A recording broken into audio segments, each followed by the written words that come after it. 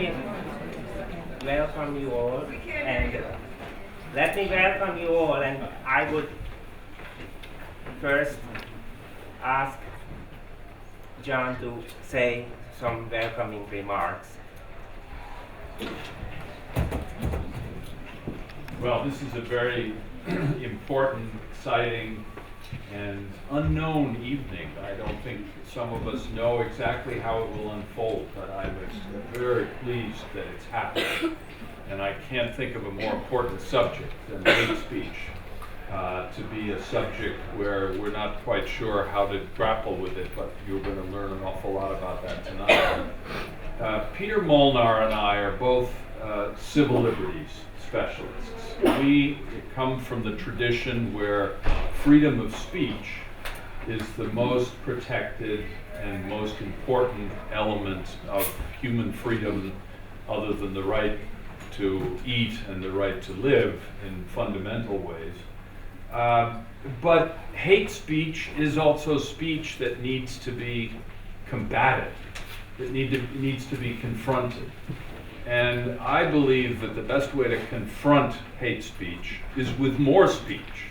And I think that's what we're going to be hearing tonight. This is speech that brings out from us an understanding of how terrible hate speech is, and how destructive, how coercive, how corrosive it is in a society, and how it can lead to terrible results that history shows us fully.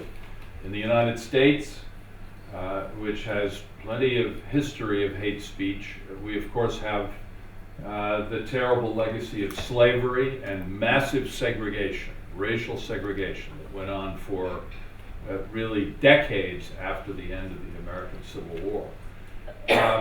Here in Europe, I don't need to remind anyone of the horrors of the pogroms and the Holocaust that were the results of hate speech. Hate speech was the early seeds of all of that. So it's exciting to think that we can combat this terrible corrosive element in society by bringing more speech to bear on it. It's very important now, here in Hungary and elsewhere in this region and beyond. There are examples of hate speech going on every day. I'm sure many of you are hearing them, or if you're not hearing them, you're reading them. Probably most powerfully against the Roma, who have been subjected recently and over a long period of time, but particularly now, to some extremely dangerous forms of speech, which are essentially accusing them of being nothing in society, and the dangers that they present, which are coming sometimes from commentators in the media and sometimes from politicians. So, but also we see anti-Semitism around us, that is to say examples of hate speech in that area, and other various forms of hate speech that we are very familiar with. Here at this university, the value of freedom of speech and the value of tolerance and diversity, those are the twin values that are probably the most important of all of us. So, Peter, I really admire what is being done here. All of you who are going to perform here tonight, I want to thank you, and I give a full endorsement of the university to this exciting experiment in combating hate speech. Thank you.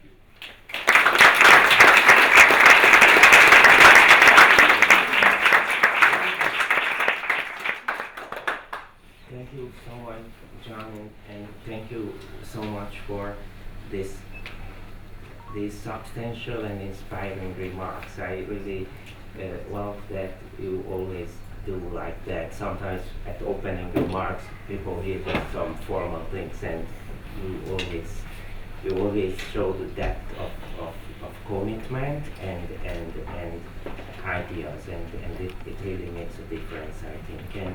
And of course, we all know that John has great experience and contribution in fighting so-called hate speech. and so I hope that this performance tonight will contribute to that fight, and I don't want to take too much more time for introduction. I just want to say two things. One is thanks, and I would like to thank Henny, the coordinator of the Public Policy Department, who very nicely helped, and I would like to thank Peter Molnar, who very nicely helped us with some good advice and comments, and I would like to thank all of the students who participated in the course about enabling policies for responding to quote-unquote hate speech in practice, and it has been a wonderful experience working with them. This was the first time that we could dedicate a course fully for searching for such responses, and we agreed at the beginning that when students were thinking about how to address, how to challenge real-life examples of so-called hate speech, that they could freely choose, of course. Then we planned from the beginning that theater will be one way to do that, and I think it is really a nice and important experiment, and I thank you, John, for calling it an experiment, because that's part of freedom of speech. Justice Holmes, a wonderful justice at the US Supreme Court, wrote in one of the opinions that it is an experiment about freedom of speech, as all life is an experiment. And I believe that when Milton argued in his famous writing against censorship in post-revolutionary England, that many people find too idealistic and naive, and he wrote that truth can prevail in open discussion.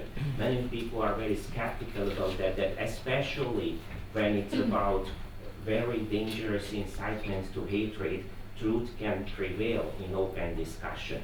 I think we believe that truth can prevail, and if truth can prevail, it can prevail because of the power of the words and because of the power of art, and how art can fight back populism, can fight back demagogue arguments and points without applying any of those unfair ways of trying to speak, just by capturing the imagination of people with the power of truth, with the power of nice words, and with the power of love.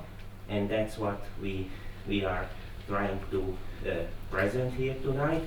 And I just want to recognize also a special guest in the audience, who's my mother. She's sitting at the edge of the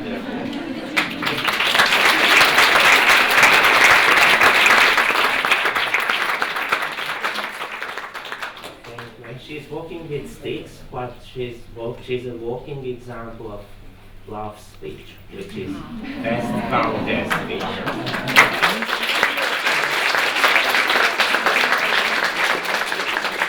So thank you all again, and then let's start.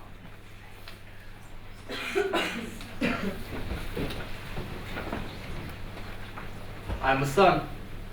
I'm a brother. I'm an uncle. I'm a nephew.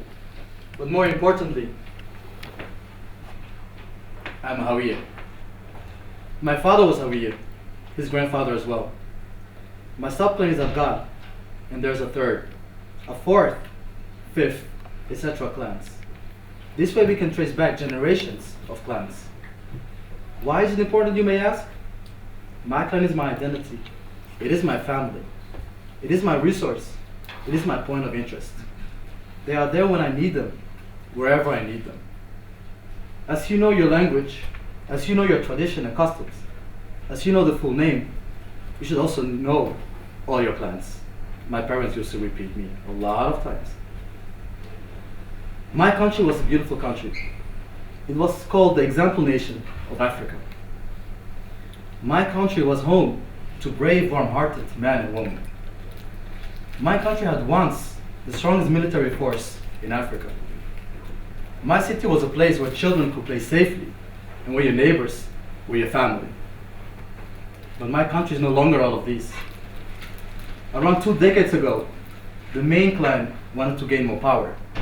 They wanted to overthrow the president, therefore creating a nation full of pain and suffering, a nation full of violence and hatred, a nation full of blood-eyed man and woman, a nation full of sadness and sorrow. People were no longer safe, nor from certain family members, nor from their neighbors. It turned out to be that the children of this young nation burned down the place that they used to call home, burned down the things that they believed in, that they treasured, burned down the things that made them human. This happened when I was a child, and until today, I still feel the pain and suffering. I fled my country, I fled my home. I lost my childhood, I lost my friends, I lost family members, but more importantly, I lost good memories that I could have created involving all of these.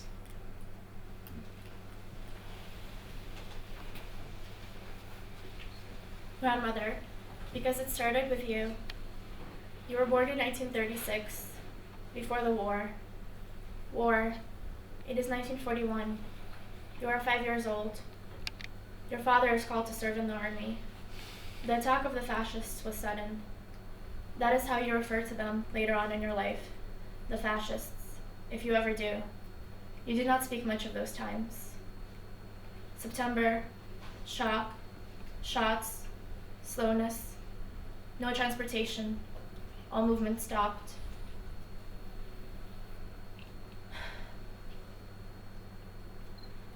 Your house is made of newspapers. You burn papers to stay warm. You burn furniture, books. The fascists are attacking your city, not their city.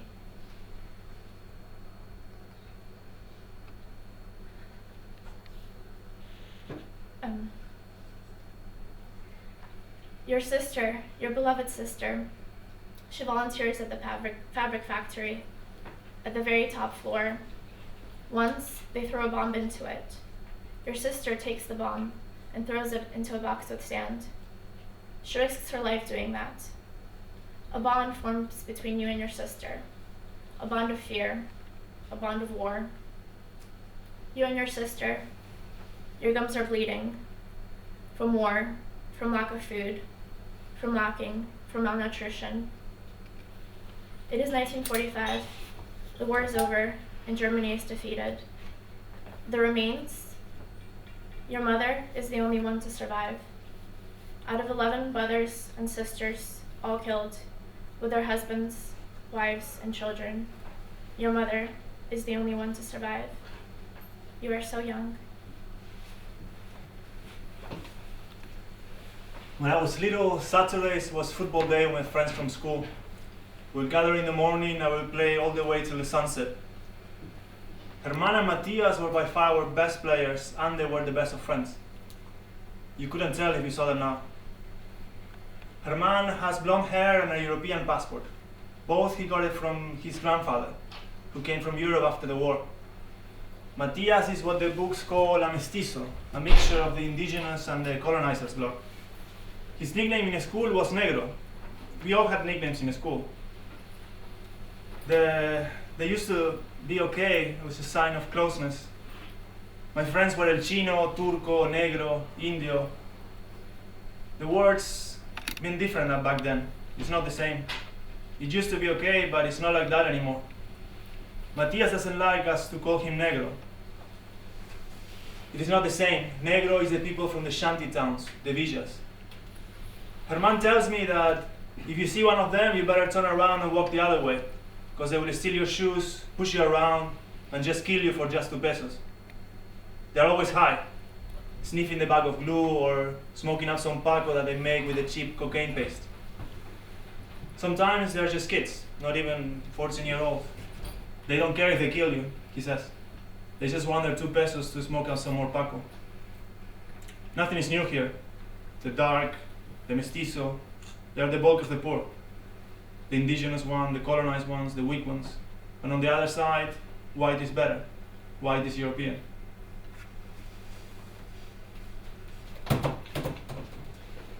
was talking to my mom's friend the other day, and the topic of hate speech came up. And he said, well, I don't want to talk about that because it's such a sad and hard topic. And besides, I'm too young to really experience or know what hate speech is. And a little offended, I said, well, no, I'm not too young. When he asked me, well, did anyone call you a dirty Jew before? And I said, well, not that, but I was told that I don't have imagination because I'm a woman. This happened a few years back when I was talking to the father of my very close friend, who asked me if I know why there are so few women chefs.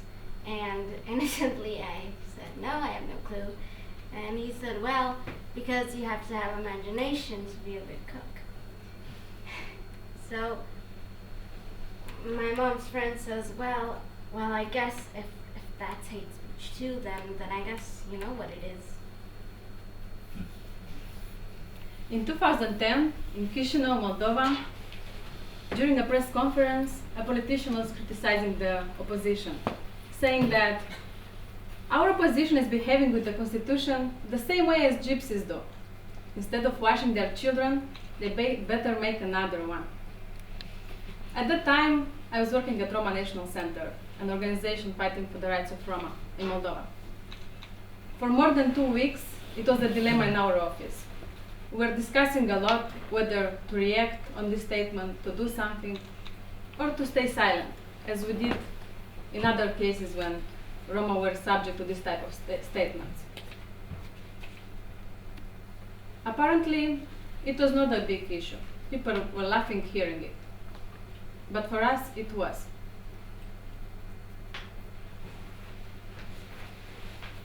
We are in the Austro-Hungarian monarchy, about which Milan Kundera wrote that one of the important integrating elements were the Jewish people, because they were everywhere in the monarchy. And in the Hungarian part, the third biggest city was Szabadka, now it's in Serbia. The other two were Budapest and Kolozsvár. Kolozsvár is in Romania. And my great-grandmother, the grandmother of my mother was born, by the way, in 1936 as Mariya's grandmother. So my great-grandmother was the first girl in Szabadka who graduated from high school. I'm very proud of that. And if you look at her picture, on the picture on the right, my great-grandfather is there with their first daughter, and then you might notice something strange. And if I try to help you, it's not easy to notice, close to impossible. But so if I try to help you, I mentioned that you know that, for example, in Rwanda, at the time of the genocide, one way to distinguish which people need to be killed was that they say the nose of Tutsis had somewhat different shape than the nose of Hutus. And of course, from anti-Semitic caricatures, it's famous how Jewish people are portrayed with a sort of special shaped nose. And so my mother actually used to say that my great-grandmother had a nose, she said ironically, that one could tell from 100 meters that she was Jewish.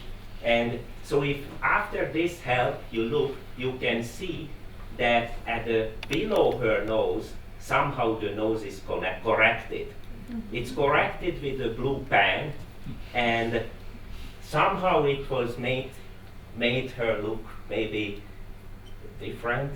And so that's something special about this, about her picture, the picture of a woman who was the first girl graduating from high school in Szabadka. My name is Amma. I'm a woman, married to Jeremiah, a northern Christian in Nigeria. I am Southern and Christian. in a country likely polarized between the north and the south, the northern Muslim and the southern Christian. My country is referred to as the mistake of 1914. What happened in 1914? The British colonizers decided to merge both the north and the south into a single country. Till today, we still think it was a mistake. In 2010, my life changed. I lost my husband. He was killed by his cousins. Coincidentally, Jeremiah's mother is from the south and she's Christian. What it means is this: I am married to a Muslim, I have in-laws as Christians, but I'm just a woman. In my country, being a woman is tough. Being a widow is sad. Being a woman without a religion is worse. I don't have a religion because in my country it is said a woman has no religion. Just like the tables and the chairs of my husband, I'm just like one of his possessions. So I take the religion of my husband. I do not have a religion. I do not have a home because to my family I have become a guest. I am from the south. I am married. I was married to a northerner that was killed by his southern brothers. But I'm not allowed to have a religion. I am a woman, but I'm allowed to bear the pain of losing my husband to his brothers, just because he's northern, and his cousins because they are southern. Migrant was the last name of anyone who remotely looked like me or my father, was I thought to be the truth till I was 8 years old. Incapable of understanding the concept of migration, I struggled with the reality of moving homes, changing lands, swapping identities, and the fight for belonging. I am a migrant in my own land. I am a migrant to have been born to people who ironically again were born in that very same land. Yes, I am a migrant, but not because ancestrally my forefathers born in what is now another country. I'm a migrant because they don't think I belong where I want to belong. Living in Pakistan, there have been few instances where opportunities free from ethnic labels have been extended to me. Although it has made me hard-skinned and able to resist with force, deep within the confines of my minuscule existence, as an individual in the grand scheme of things, I cannot help but imagine if this hatred was not present, would the pursuit of happiness be any easier? I love my country, Pakistan, and I love it in whatever form I have known it. And it has changed in front of me. Problems of sects, power and wealth, religion are not the only ones that I am faced with. I am a migrant in my own land, which was created for me by people like me. The powerful, again, have seemed to rob, among other things, my right to belong. 1987, 9th of November, a new life was born. A life full of energy, a life full of thought, light, full of hope, full of everything that it gives. A life that is in this universe somebody to be. This small creature was smiling from the first day of her life, without knowing what actually life expects her. This tiny small girl belonged to a half-orphaned young lady, age of 17, that was alone, without knowing how to read or write, without a house, facing discrimination all over the place just because she's Roma, without any specialization, without any education, without any hope. She was just looking at her small daughter. And the only hope what she had, the only wish what was inside of her heart was just to give her a better life, a different life. At that moment, another thing was just coming and blowing her. I mean, it was just, what kind of life you can give? Knowing through everything you are going through, all the stereotypes, all the people, how they're looking at you, ignoring you, looking at you down. But she had this hope, a hope that her daughter will get another life. I'd like you to look at these photos, all of which are taken from a popular website many of us are familiar with, Facebook. You might not be familiar with the official Facebook page from which these photos were collected, Heterosexuals Inspiring Pride. While I describe these photos, I'd like you to think inside your head whether or not these qualify as hate speech, based on your definition. In these photos, we learn that scary and dangerous things come out of closets. In the second photo, we see that LGBTQ people are condemned to a life in hell, perhaps contrary to what they thought while they were alive. And in the third photo, we see not a cartoon, but a real photo from a US religious organization protesting homosexuality, with signs that say things like, God hates fags, and God gave fags up. Now I'd like to ask you, and please be honest and raise your hand, how many of you do think these photos qualify as hate speech? Thank you. And how many of you think they do not? Well, regardless of your answers, I'd like us to look at them a little bit more carefully to see what sort of underlying assumptions or implications we might be missing. What do these photos say about somebody's sexuality? That it's scary? That it's dangerous, sinful? That somebody's erotic or sexual practices are disgusting or might lead us to death? Would you think about these differently if a colleague, a friend, a sibling, a grandparent told you that they were a lesbian, gay, bisexual, transgender, something other than straight, something they might not even have a name for? Would that change your mind? I can tell you that I'm queer, and I might not need your tears, but I am here, and I am a human.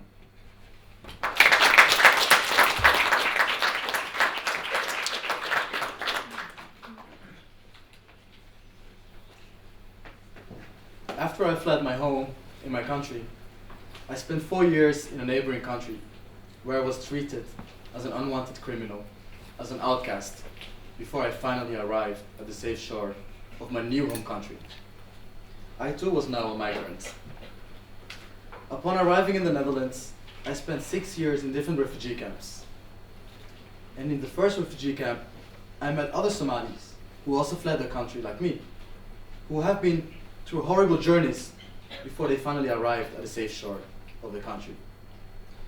Although we were from the same country, although we had the same language, shared the same culture and tradition, there was, I felt, a strong distance from certain Somalis. As a child, I did not fully take attention of this, until one day, I realized why. This was on 14th June 1994, the day that the mother of my best friend asked me the name of my clan. I told her the name of my clan, and she took me violently by the hand. And she said, if I ever see my best friend or hang out with my best friend, barely at the age of 9, she will make sure that I, together with my family, will be sent back to Somalia. I was so sad, so hurt, so shocked, so lost, that it took me years before I actually contacted another Somali. During my teenage years, I met a Somali girl where I had a strong connection with. One day we started talking about how beautiful our new home country is, how caring it is towards its citizens, how nice the people are, and how old-fashioned our parents were. We felt nostalgic and started talking about our own country that day. And that was also the day that I asked her her name. She asked me about my clan. I told her my roots, and she almost jumped off the roof. Since that day on, she only showed hostility towards me. Again, I was sad. I was lost. I was hurt. I was shocked. And I asked myself, why are they blaming me for something that I do not fully understand? Why are they blaming me for something that is beyond my control? For something that I can deny, but never lie about. Again, I took distance from seeing Somalis, my people, and avoiding them wherever I could. Several years later, during my university years, I met other Somalis, young and open-minded Somalis like me. However, these young Somalis were so disappointed in the Somali clan system as well, that they took a stronger distance from Somalis. They started showing no respect towards close-minded Somalis. They started to forget their own language. They started to change and deny their heritage. I was disappointed, but somehow I was like them, and that shocked me myself. That day I also realized the two possibilities of being Somalis. Or I am a Somali and I only stay within my clan community, therefore showing hostility towards rival clans. Or I also change, deny my identity, and take distance as well from my heritage.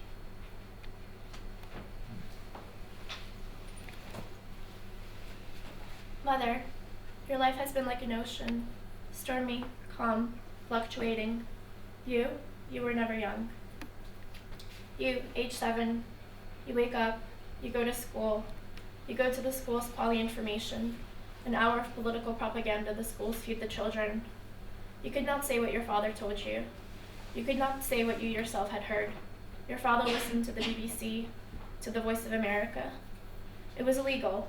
Sometimes he could hear it well, sometimes it was scattered. You could not say what you heard. It would be an anti-Soviet act. You would be enemy of the state at age 7. You were so young. You, mother, you age 7, first grade. You go to the girls' room. All of a sudden, around you, above you, you hear a voice, the voice of another girl, soon to be a woman. Это жидовка, that dirty Jew. She's saying other things, but you're blocking it out.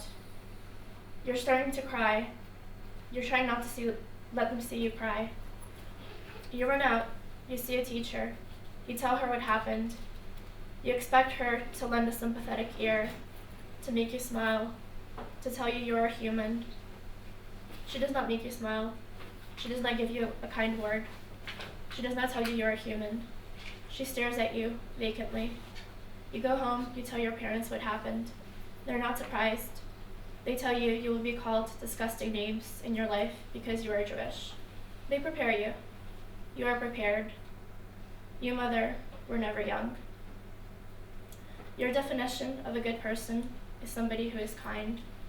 Your philosophy is not to do unto others what you don't want done unto you. I try to learn from you, mother. For as long as I can remember, her man was always into politics. I remember when the crisis hit in 2001, he came over to all our places, picked us up and took us to the Monumento to join the protest. Naturally, when he got into university, he started to militate. Porque vos no haces política en Argentina, sino que militás en política. You don't do politics in Argentina, you militate in politics. And the words, the speeches, the rallies, they make it very clear that politics is not about dialogue, politics is about warfare.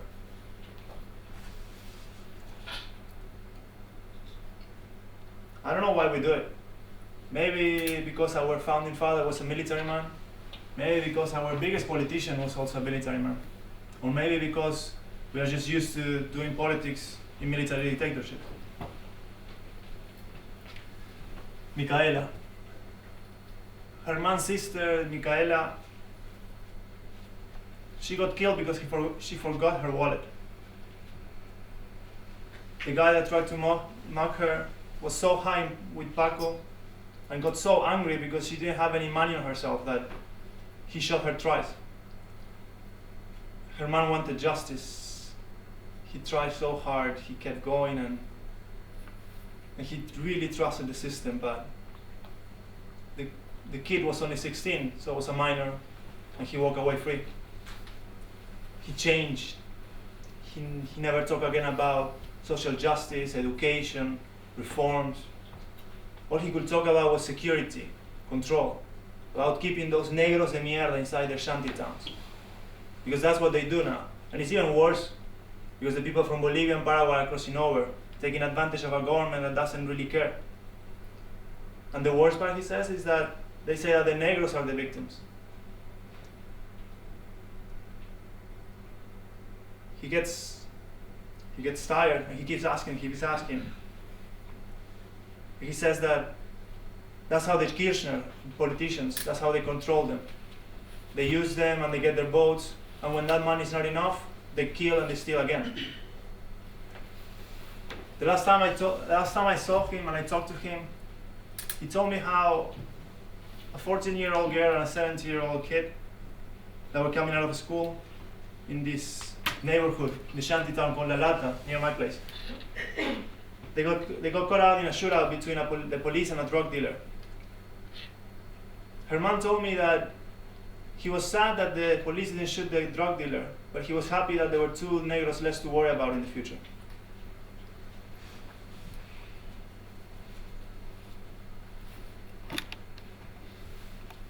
And it's not just me who still experience hate speech in my everyday life here in Budapest, but I hear my friends telling me disturbing stories, like that the other day a Roma woman stood up on the bus and offered her seat to a man who said, "I'm not sitting down where a gypsy just sat." And then another man gets up and says, "Oh yes, you will sit down or I'll punch you in the face." It was part of our responsibility, first of all as Roma, and secondly as human rights defenders, to react on it. We wrote a letter to the politician asking for public apologies. Instead, he decided to justify himself. He was laughing. He was saying that I cannot understand how this can affect Roma. More than that, he found a group of Roma, he bribed them in order to support him and to be against us. They organized another press conference, publicly saying that, first of all, we had to consult the entire Roma community from Moldova before addressing the issue, and that we did it only to become famous. And this is ridiculous. After this, the fight became even more difficult for us, but we decided to go on. We discussed with the lawyer to take the case into court.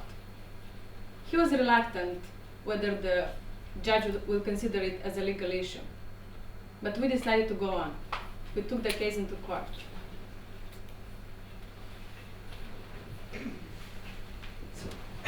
In 1990, at the first Democracy Christmas in Budapest, we met at our usual family gathering in the apartment of 3 very nice old sisters, like in a Chekhov play, and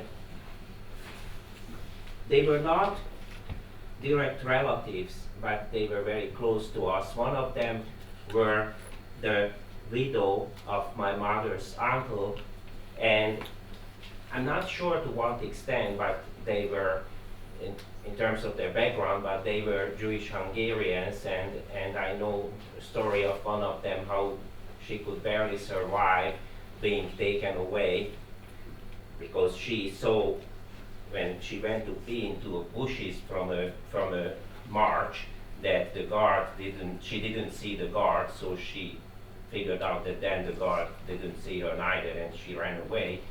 And so it happened in that apartment that some sort of acoustic separation was a sort of invisible element of the family gathering, because some relatives from the family of my father were there as well. And my father was from a small village from West Hungary, from a Catholic family, and I never heard any anti-Semitic comment from my father. But at that Christmas, one of his sisters, my aunt on the father's side, told me a short story about how my uncle, my father's brother, voted at that election. And part of the story is that in Hungary for 2 decades there was a liberal party, SDS, which was founded by very brave, nice people, the so-called democratic opposition of the communist system, who did underground press during the 80s, and many of them were Jewish Hungarians. So the story of my aunt went like this. She said, Peter, do you know for which party your Uncle Mihai voted for? He voted for the SDS. And then, you know what I told him? I told him that, but those are the Jews.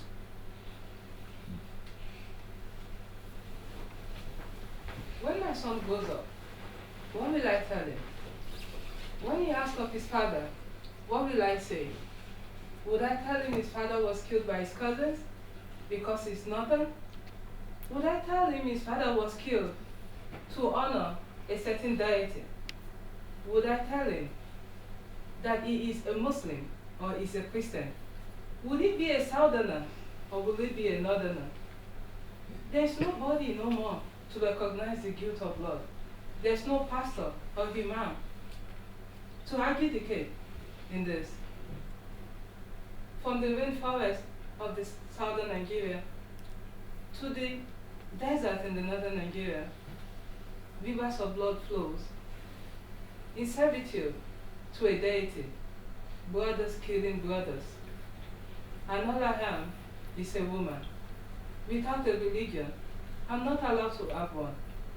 But yet, I am the one left to nurse a son, left alone, to guide him on becoming a man. Yet, I do not have a religion. Now, I don't have a home. And also, I do not have a husband. Not a day goes by that I don't remind myself of my purpose among other purposes as a citizen, of bringing one smile, one shred of happiness, one epsilon of positivity, one grain of change, one move towards happiness for anyone in any form in my country. And yet I am not a patriot. I am to sidestep, to ridicule, to exclude, to raise voices against, to fear. Saddening realities are dawning upon me as I reiterate my story, and I am slow to realize it.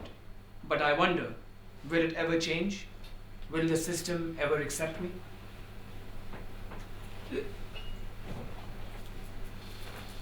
All she wanted was a better life for her daughter. Here my memories begin. The first day of Molnar that I remember, it was winter, it was cold. Me and my mom carrying me on the streets of Moscow.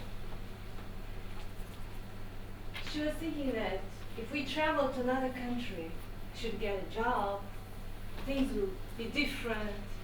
Maybe she will not be treated so differently as well.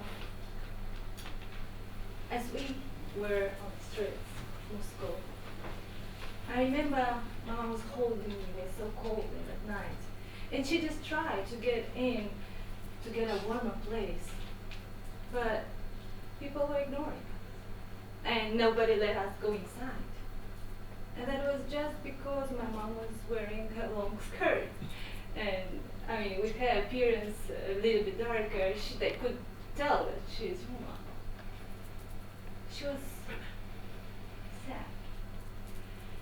We kept moving and going on the streets and, find some shops and going there to get some work, but people were, again, telling us to go out.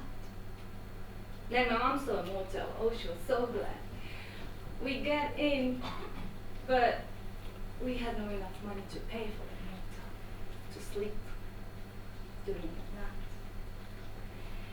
We went outside, and my mom just couldn't just hold herself. She started to cry, and we sat on the bench. I was only 2.5, and people going, passing through, they started to just throw coins towards us. And my mom, full of shame and not knowing what to do in that situation, and realizing that those coins were the only hope, to pay for the motel that was not far away. She just took those money, those coins, and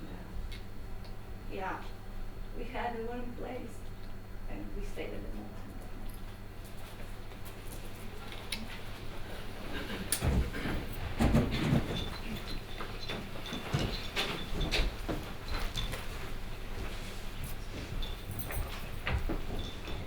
I was born in Yugoslavia. I was taught to be Yugoslav. But not a gypsy. People liked me. I liked them. But I was not a gypsy. Once I decided not to live in a lie. I said I'm a gypsy. I felt relieved. But things have changed. I started to be involved in fighting prejudice against gypsies. Because this was what made my father teach me not to be a gypsy. My Serbian friend told me that. I speak too much about gypsies. My Serbian boyfriend told me that. His parents wouldn't be happy if he married a gypsy. My Gaje family members told me that. I'm not a gypsy because I'm not like them.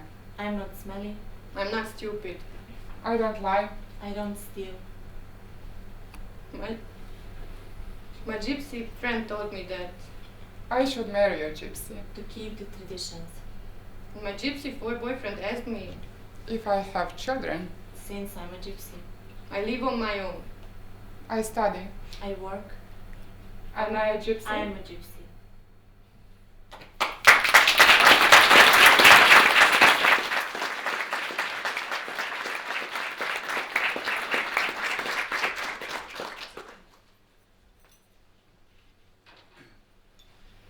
My people were known to be brave and beautiful for certain, but also radical and heartless to others.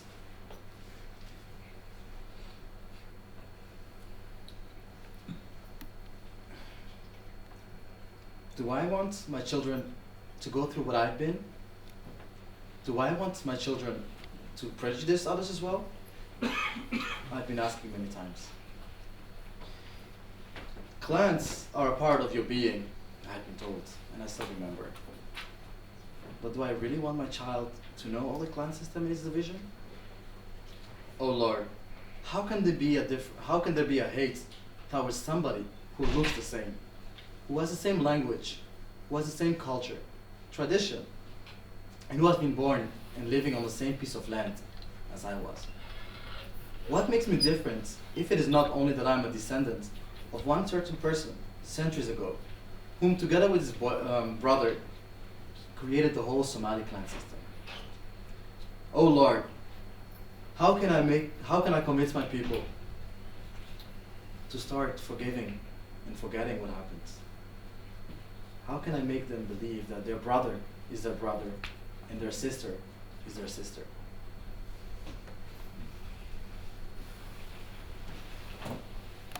Like that photo says, we both die. Don't chatter, don't speak, don't talk about politics, don't talk about yourself, don't expose. I refuse. Me? I'm 7. I'm sitting in a park with my grandmother in St. Petersburg. A woman comes up to us.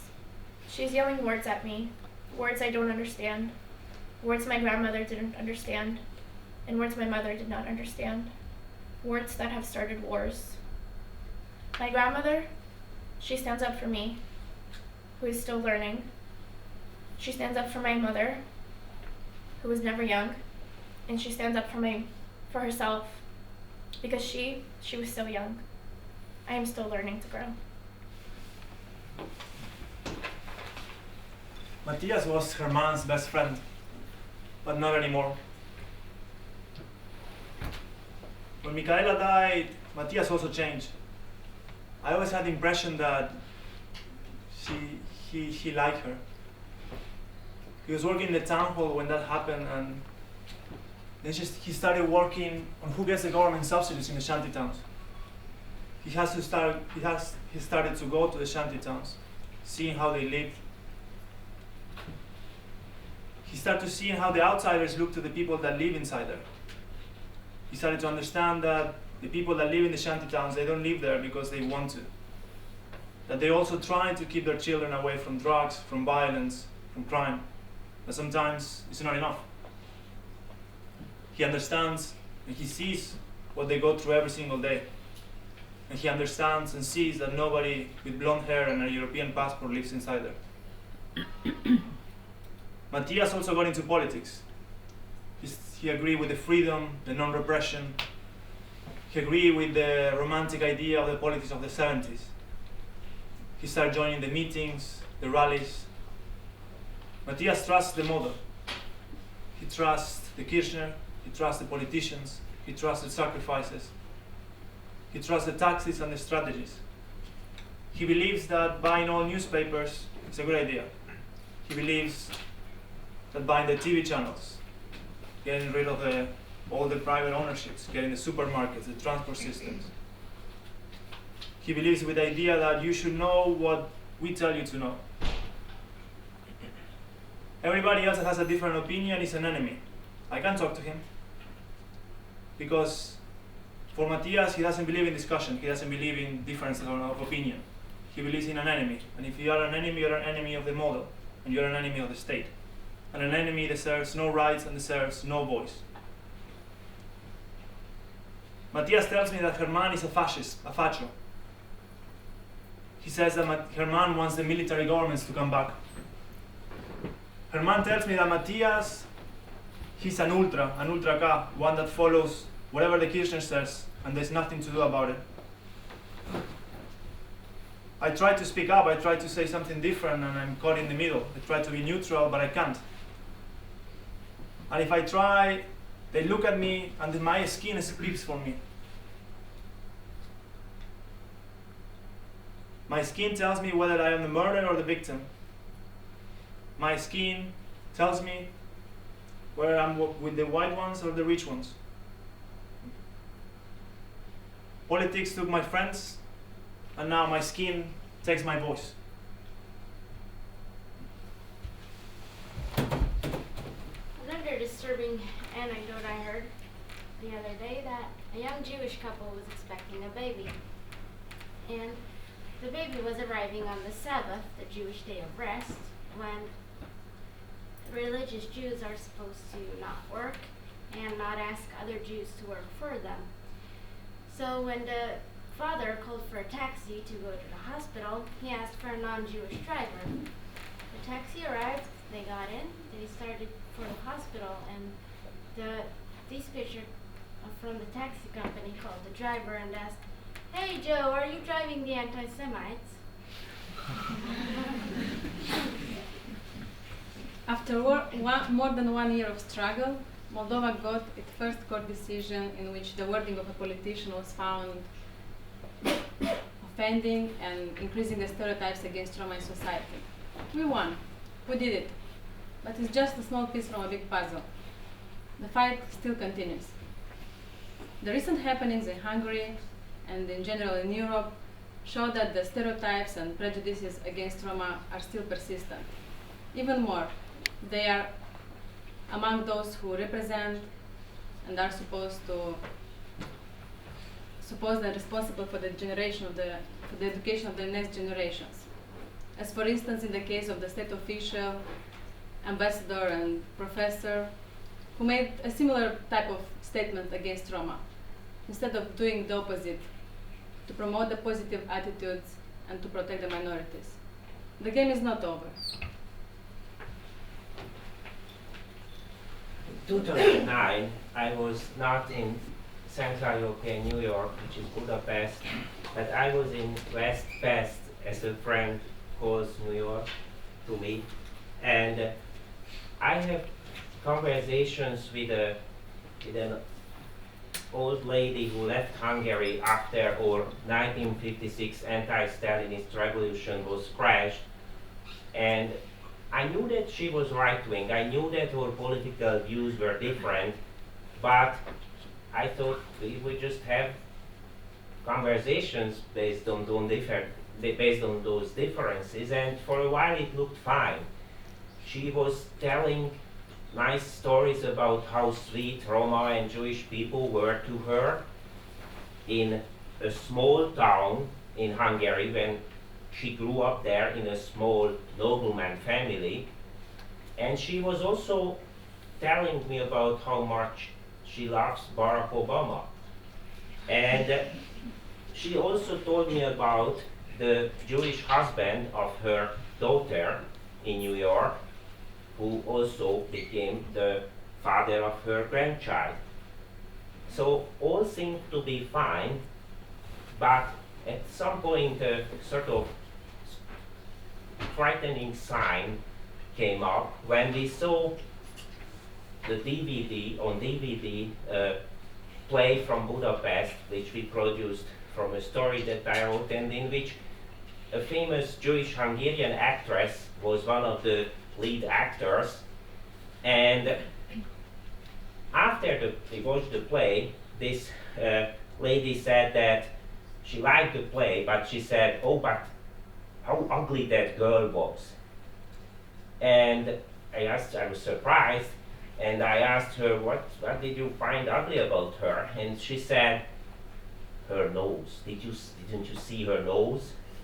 And so I was hoping that it's just her bad taste, and it's not that she had an issue with the nose, which perhaps could have been recognizable from 100 meters as well. And I remember I even talked to my mother that night and asked her, "Do you think I should tell that woman about my great-grandmother?" But I didn't tell her about that because I always thought that I share such intimate personal information only with a group of nice people and who deserve it. And I was not sure whether that woman deserved such information. But I couldn't avoid, at the end of the day, that sort of sharing of this information, because soon after this comment of hers on the nose, she started to say racist comments against Roma and Jewish Hungarians. And the source of that was clearly, at least in part, that her brother lives in Hungary and is a supporter of Jobbik, the extreme right-wing party. And also she started to deny the Holocaust. And with that interesting set of views presented to me, of course, I immediately challenged her on those ugly views. But then she first stared at me hostile and told me that, "Peter, look into my eyes when you challenge me on those." And then I felt what's coming, and it came. Next thing was what she said, also in a tough, hostile, cold voice: "Peter, now you tell me how much Jewish blood you have." 25%, 50%. I still wonder why at that moment somehow my great-grandmother showed up in that room in the way of my sentence about her, but she showed up. And then this elder lady told me, after hearing about my great-grandmother, that, "Oh, then you are like Barack Obama."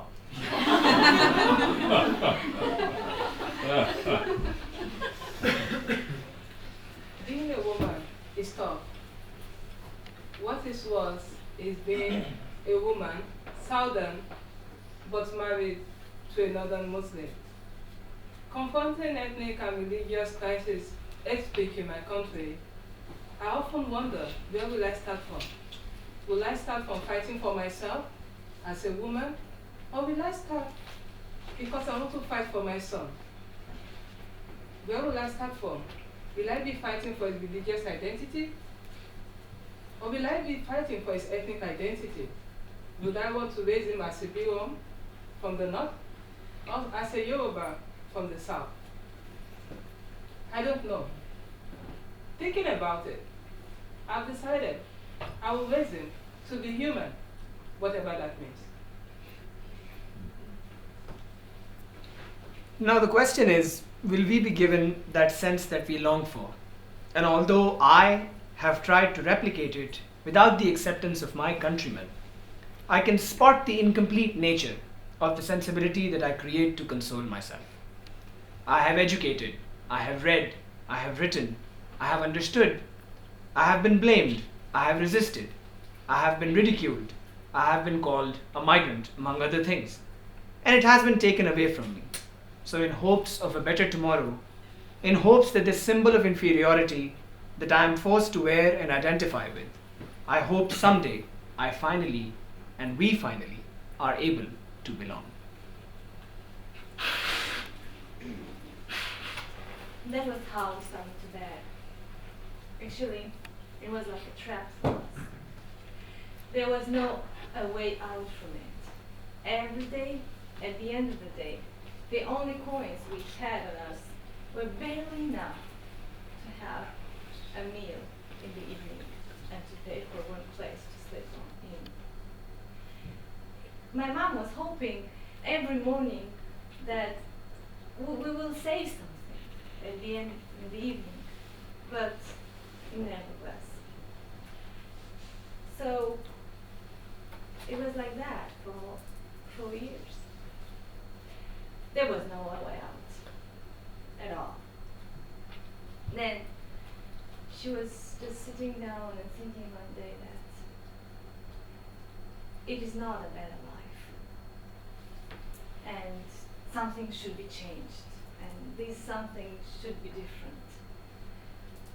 So she saw that putting me in school, going back to our country and allowing and giving me an education, she was thinking that that was the chance to go out from this situation.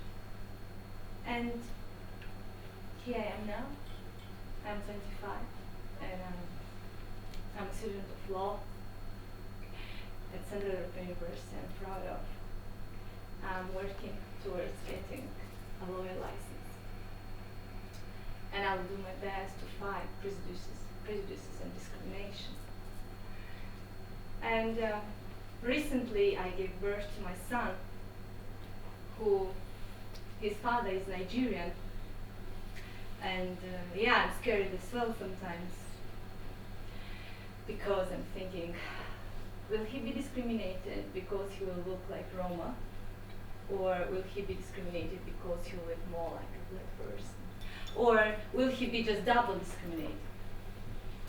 And no matter what happens, I will make sure that my son will make a difference. And that as long as I'll be a lawyer, I'll fight against discrimination.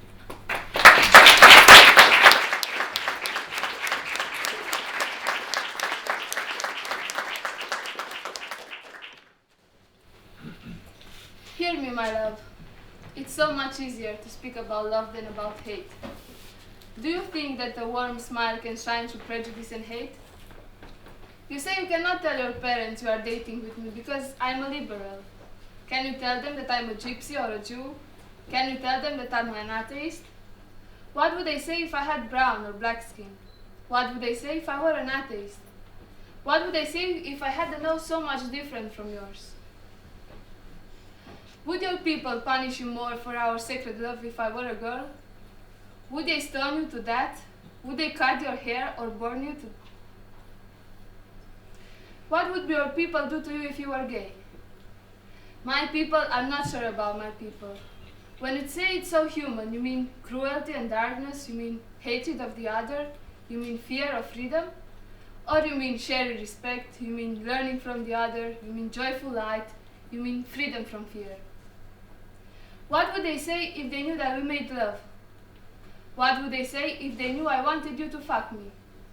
What would they say if they saw that we are so different? Would they understand that we are the same? Same as the water in the river and the leaves on beautiful trees? As people on the New York subway, what would they think and what would they say?